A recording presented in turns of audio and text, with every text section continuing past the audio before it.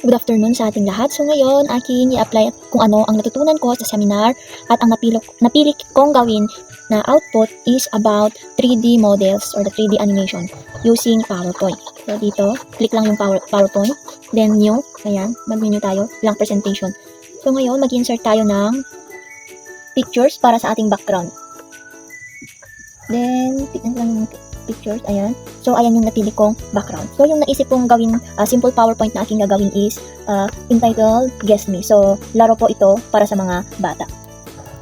So, ayan. Parang ipapag-guess ko sa mga bata kung ano yung pinapakitang picture.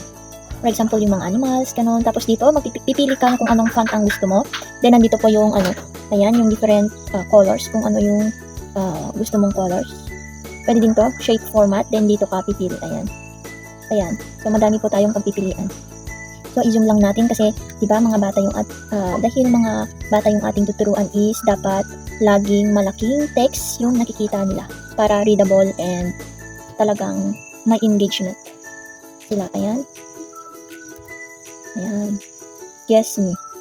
So, here, mag-insert din ako ng text box. Tapos, dito sa gitna. So, animals. Ayan. I-zoom lang natin konti para makita ng mabasa ng mga bata. So, ayan. Tapos, papalitan lang din natin yung font. Tapos, pati font color ay ating papalitan. Dito. Ayan. So, pangingili ka lang dito. Ayan. So, ganyan. So, kunyari ganyan yung ating presentation. Then new slide tayo, ganyan. This. Ayan, remove ko lang to. Then, mag-insert tayo ng ating background para mas magandang tignan. So, this device, then itong picture. Ayan. So, dito po yung pinaka-important highlight po na aking i-apply is about sa 3D. Ito po. Kung nakikita nyo yung arrow po. So, ayan, stock 3D models po. Kaya dapat here po, sa online 3D models, dapat stable yung internet connection mo. So, yung mga animals na aking ipapakita is yung mga hindi pa nakikita ng mga bata para realya siya. Para makita nyo kung gaano kaganda yung 3D presentation. Yung talagang maakit yung mga bata. So, dito po, ito pwedeng iikot-ikot po to. Ayan, kung saan, kung anong anggulo yung gusto mong gawin. So dito po sa 3D models, ito yung pinaka yung maganda po dito is pwedeng ikot-ikot tapos ayan, ganyan siya. Ayan. Dito din oh. So dito. Tapos ayan, pwedeng dito, ayan din, ayan, nakatalikod o ayan. Dito ito yung pinaka importante, maganda. Pero tingnan mo, dapat yung ng mga bata, ayan. So mag-insert text ako. So, this is dito. Ano yun? Insert text. Box. Ayan. Gorilla. Ayan. So, this is gorilla. So, ayan. Pwede nating palakihin yung text. Ayan siya. So, sobrahan. Wait, ayan. Ayan. Then, pwede din to palitan ang kanyang font. Pati yung font color ay pwede nating palitan. So, mag-shape fill muna tayo para mas makita. Ayan. Then, dito yung text, yung color ng text, pwedeng palitan dito. Ayan. Ganyan. Then, add new slide din tayo. Then, kagaya nung ginawa natin kanina is, insert lang tayo ng picture. Kahit different pictures is okay lang. Pero sa akin is, parang mas maganda yung isang pictures lang. Ayan. So, ngayon, ganyan na lang natin. Para makita. So, ayan, mag-insert din tayo ng another 3D model. Ayan, oops, diba? Ayan, then, ang nag-record ako, baka sukanat, natin to. So, hanap din tayo ng another, itong elephant. Ayan.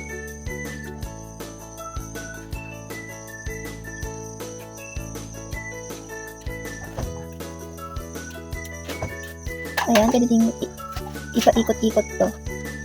Ayan. Then, cut-paste na lang natin to. Copy-paste dito. Elephant. Ayan. Paliitin na lang natin yung font niya. Ayan. Dito na lang. Sa baba na lang.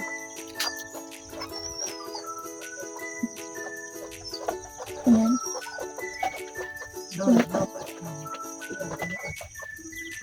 Ayan. Ganyan.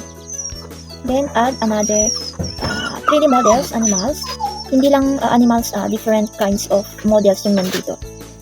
Pwede kayong mamili, pero I chose for yung animals kasi yung guess me na ipapalaro ko sa mga bata. So, here, ayan, madaming pagpipilian. So, here, ayan, like this one.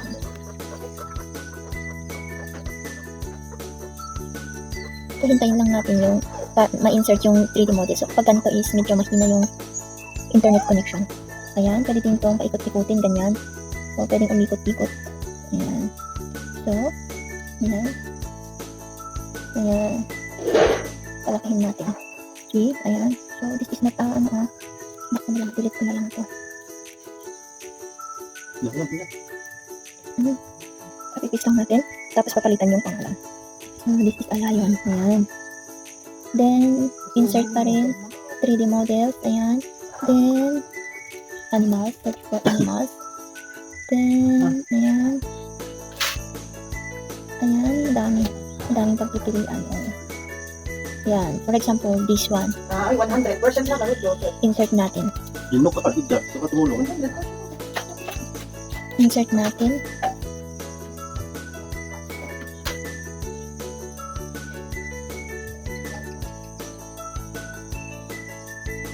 Hintayin lang natin kasi mahina yung wifi.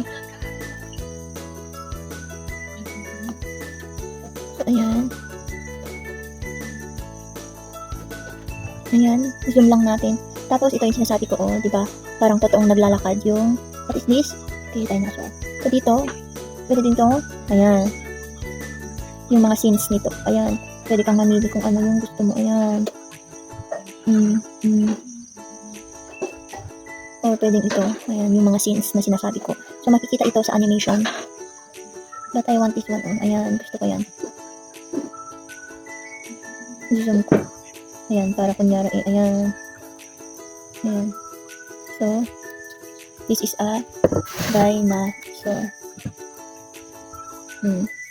Tapos, para ma-engage lalo yung mga bata, is ayan. Yung trans-animation niya ng mga text is appear para kukulaan ng mga bata kung ano yung pangalan. Ayan. Appear. Oh, kunyari ganyan. Tapos dito. Pwede din ganyan.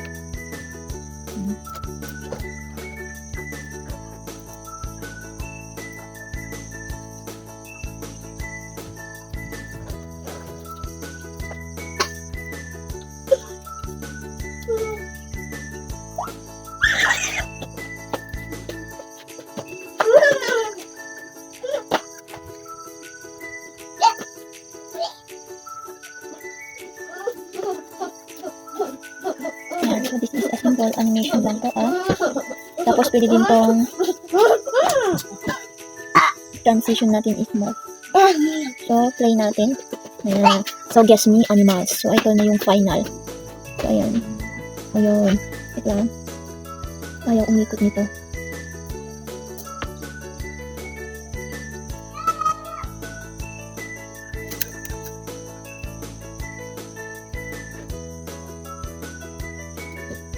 Ayan.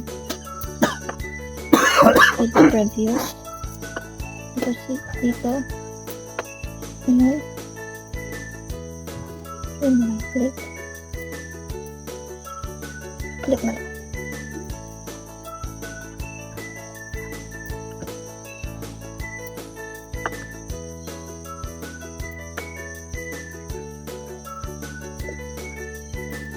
So, ayan.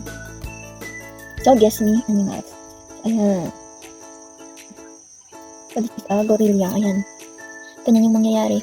Then, next is, so what is this? The elephant. Ayan. Yung 3D models. Ayan, kusa siyang gumagalaw. Next is lion. Ayan. Then, ayan. What is this? A dinosaur. Ayan, the end. So, thank you. That's all.